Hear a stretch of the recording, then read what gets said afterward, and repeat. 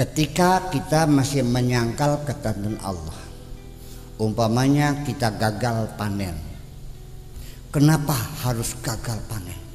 Kenapa Menteri Pertanian tidak mengumumkan kepada petani supaya menjaga keberhasilannya? Kenapa dan kenapa?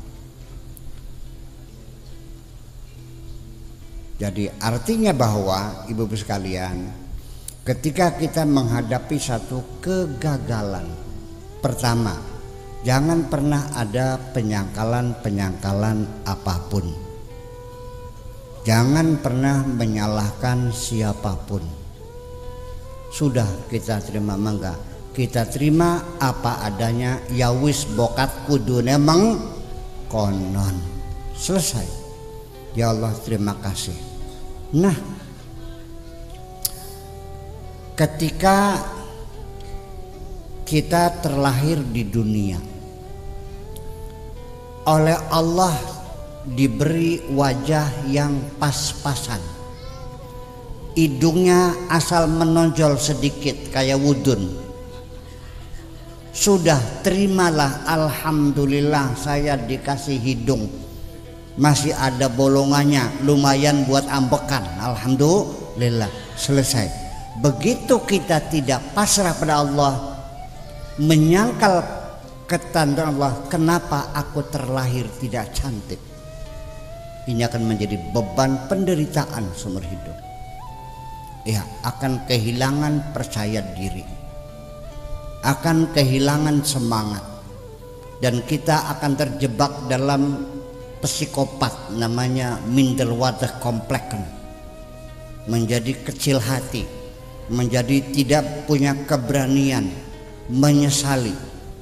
Kita terlahir dari keluarga miskin, nggak usah bertanya kenapa aku terlahir dari keluarga miskin. Sudah, alhamdulillah saya dikasih kesempatan untuk lahir ke dunia. Yang dikasih otaknya nggak cerdas, pas-pasan, alhamdulillah masih bisa sewok dewek. Selesai. Begitu kita menyesali apapun yang terjadi apapun, apa yang terjadi, ini bisa menimbulkan psikopat. Kita menjadi menderita. Paham Bu, menderita? Hidupnya tidak nyaman, selalu menyalahkan orang lain. Begini logikanya. Kalau kita selalu menyalahkan orang lain, ini dapat dipastikan berarti orang itu tidak pernah mengakui bersalah. Setiap kegagalan jangan pernah mencari kambing yang berbulu hitam. Lebih baik kita introspeksi di mana letak kesalahannya. Kalau kita menyalahkan orang lain, itu berarti kita tidak pernah merasa bersalah. Kalau orang tidak merasa bersalah, pertanda dia tidak mau memperbaiki diri. Percaya atau tidak? Yang salah orang lain. Dan ini tidak menyelesaikan persoalan, malah menimbulkan kemarahan orang lain yang dijadikan kambing hitam dan menimbulkan permusuhan. Persoalannya tidak selesai, malah menimbulkan persoalan baru.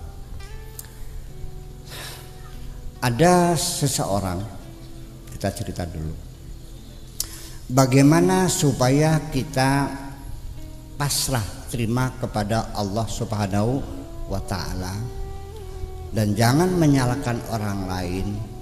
Jangan gara-gara kamu, gara-gara banyak gara-gara. Lebih baik kita jujur saja, ya sudahlah, apapun sebab yang dilakukan orang lain, kita jangan menyalahkan orang lain. Tidak etis dalam beragama menyalahkan orang lain. Karena kita selalu menyalahkan orang lain, maka kita menjadi menderita. Ya, jiwa kita tidak tenang.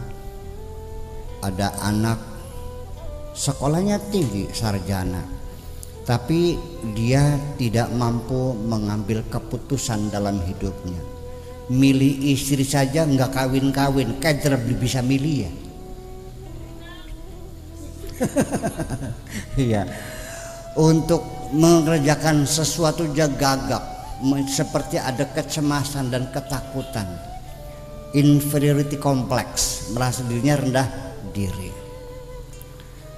Setelah kita korek-korek sebabnya apa, ini kita diagnosa tentang psikologi dia, mengapa jadi menjadi gagap, tidak punya keberanian mengambil keputusan. Bu, sengsara, percaya enggak? Rasanya seperti gamang, ngomong di atas mimbar saja ngopiak gemetar, keluar semuanya, buyar semuanya. Ini kan berarti nggak bisa hidup orang nih. Akhirnya dalam cerita dia, ternyata ada satu penderitaan yang dia tidak pernah menerimakan awalnya, tidak mau berpasrah diri. Dia itu ditinggal mati oleh bapaknya. Sebabnya karena penyakitnya tidak cepat ditolong oleh dokter. Ya, suruh nunggu karena dananya nggak ada, sehingga akhirnya tidak cepat diobati sampai terlambat, akhirnya mati. Dia dendam kepada rumah sakit yang tidak menangani penyakit itu. Udah, kesalnya bukan main. Kemudian juga setelah bapaknya meninggal, ibu sekalian, dia ditanggung, dibiayai oleh kakaknya. Sekolahnya yang membiayai kakaknya sampai sarjana. Tetapi kakaknya ini, dia bercerita, dia galaknya bukan main. Sehari-hari kalau bangunin tidur langsung dibanjur sama air. Ya, kalau marah ditendang. Dia tersiksa hidupnya karena kakaknya itu sangat ganas sekali. Ditendang, ditampak, ditonjok begitu. Jadi dia karena merasa ini sehingga hidupnya tidak bisa mengambil keputusan apapun. Coba repot enggak, Bu? Kalau hidup begitu repot enggak? Sengsara enggak? Sengsara hidupnya. Lalu akhirnya saya katakan, caranya gimana supaya dia itu menerima realita yang dengan kebesaran hatinya begini. Kamu sekolah selesai enggak? Selesai. Sampai sarjana, sarjana. S1, S2, S3, S1. Alhamdulillah S1. Yang membiayai siapa? Ya kakak saya. Loh, ya kalau begitu kakak itu sayang sama kamu dong, nggak kejam. Kalau dia kejam setelah kamu akan dibiarkan saja terlantar. Selagi kakak kamu masih membiayai kamu sekuliah sampai selesai, berarti kakak kamu sayang. Tapi dia kejam, dia galak. Loh, kamu harus belajar memahami sudut pandang orang lain. Kunkus semonoku jawane mah saking emane sira ditendang itu kejem. Mung caranya begitu caranya. Jadi di sudut pandang lain kita harus mengerti sudut pandang orang lain. Saya yakinkan bahwa orang kakakmu itu sayang sama kamu. Kamu tidak dibenci. Dan Allah juga, kenapa Allah bikin mati bapakmu itu? Itu karena Allah sayang juga pada kamu. Mungkin kalau bapakmu masih hidup, mungkin kamu kuliahnya tidak selesai. Iya, sengaja dihabisin bapakmu untuk menyelamatkan kamu jadi sarjana. Dia mikir, jadi gimana? Ya sudah, itulah hidupmu. That is your life, and you have to walk on. Kamu itulah kehidupanmu, harus kamu jalani. Waras sih. Jadi sini ada kiat-kiat bagaimana untuk berpasrah diri kepada Allah Subhanahu wa ta'ala. Bu, begini, datang kepada ustad. Pak, kata ustadnya, ya Bu sing sabar. Rokna, saya ini selalu disakiti oleh suami saya. Ya, selingkuh. Ya sudah yang berjiwa besar. Sudah Pak Kiai, ini sudah berulang-ulang ketangguhan lagi, minta maaf lagi, terulang lagi.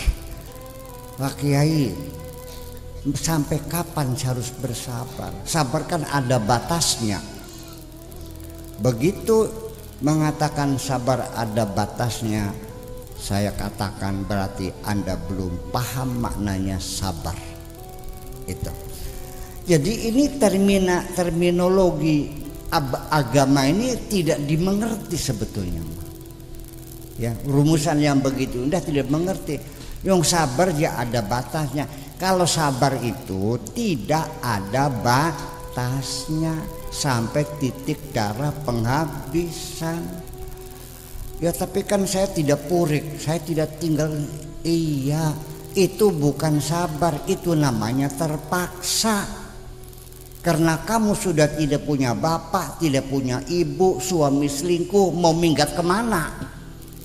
Jadi selama ini kamu ngurusin suami itu dalam keterpaksaan, itu bukan sabar namanya. Lah, jadi sabar apa? Sabar nggak ada batasnya. Ibu-ibu sekalian, makanan apapun yang diawetkan sampai dia tidak akan pernah busuk selamanya, diawetkan, itu namanya musabbarat, dibuat sabar. Jadi sabar itu gimana? Ya kalau kita sabar tidak bisa, ya disabar-sabarkan saja dulu, nanti lama-lama juga bisa jadi sabar. Sabar tidak bisa datang dengan sendirinya, tapi dengan pelatihan, pendidikan, latihan berulang-ulang baru kita kokoh. Jadi sabar itu sebetulnya adalah kepribadian yang kokoh, siap menghadapi, punya keberanian menghadapi hidup, dan dia berjalan pikirannya bagaimana menyelesaikan persoalan, bukan melarikan diri. Kalau perempuan itu karena suaminya selingkuh lalu cari lebih, minta cerai, itu bukan sabar, namanya melarikan diri, pengecut kau ini. Ya, kita hidup harus berani. Jangan pernah menyerah. Jangan pernah menyerah. Dan disitulah hebatnya hidup, bukan keberhasilan, tapi bagaimana dia bertahan hidup ini.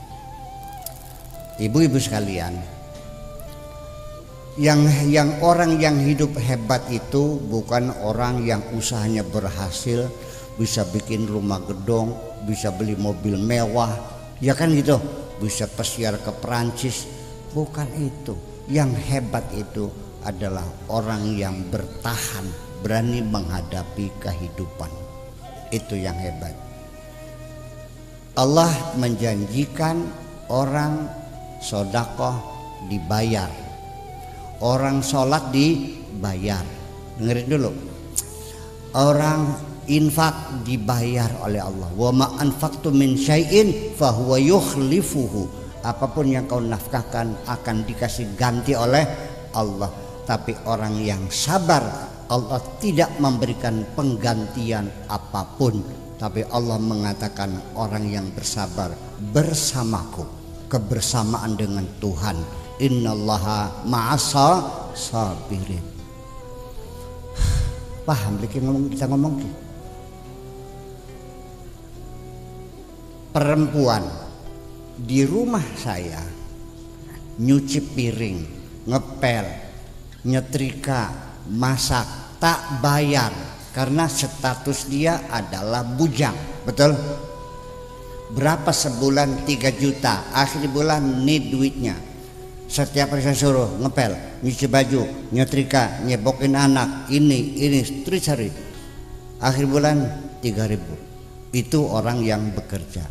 Tetapi siapa yang di kamar bersamaku?